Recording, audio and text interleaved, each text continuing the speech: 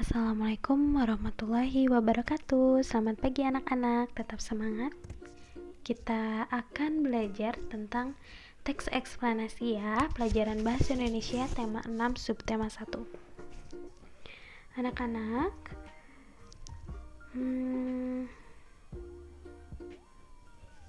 nah, hari ini kita akan membahas bagaimana cara memahami teks eksplanasi, kemudian membuat kesimpulan dan membuat peta pikiran dalam teks eksplanasi. Nah, ini ya tujuan pembelajaran. Diharapkan kita semua dapat memahami teks eksplanasi, dapat membuat kesimpulan dari teks eksplanasi, dan dapat membuat peta pikiran yang berisi tentang penjelasan suatu teks eksplanasi.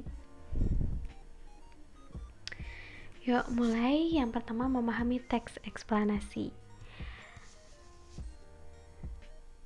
Teks eksplanasi merupakan teks yang berisi penjelasan tentang berbagai peristiwa yang terjadi di sekitar kita, seperti fenomena alam, sosial, dan budaya.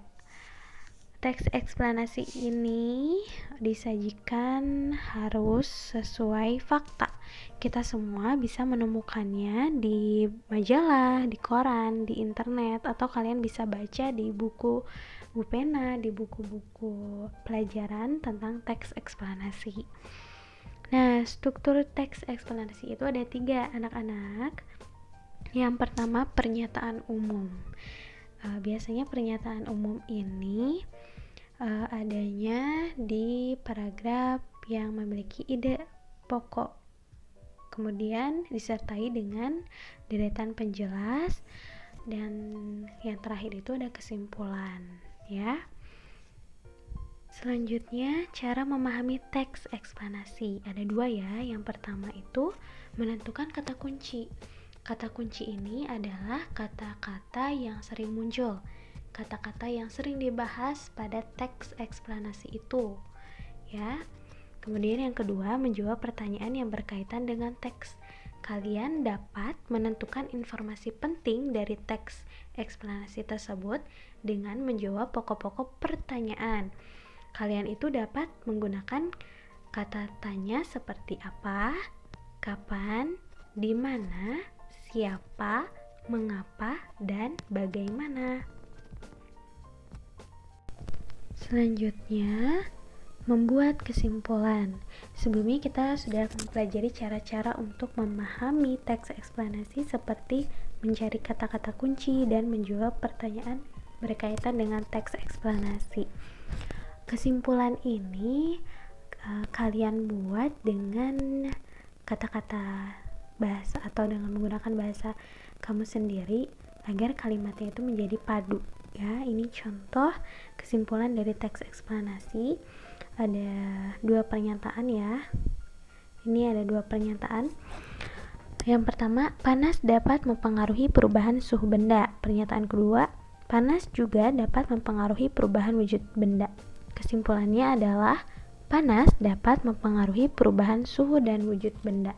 Kesimpulan ini diambil dari pernyataan 1 dan pernyataan 2 ya. Selanjutnya, contoh kesimpulan 3 pernyataan. Pernyataan yang pertama, manusia mengonsumsi makanan untuk beraktivitas. Pernyataan 2, makanan diubah menjadi energi panas. Pernyataan 3, panas yang dihasilkan biasanya dikeluarkan bersama keringat.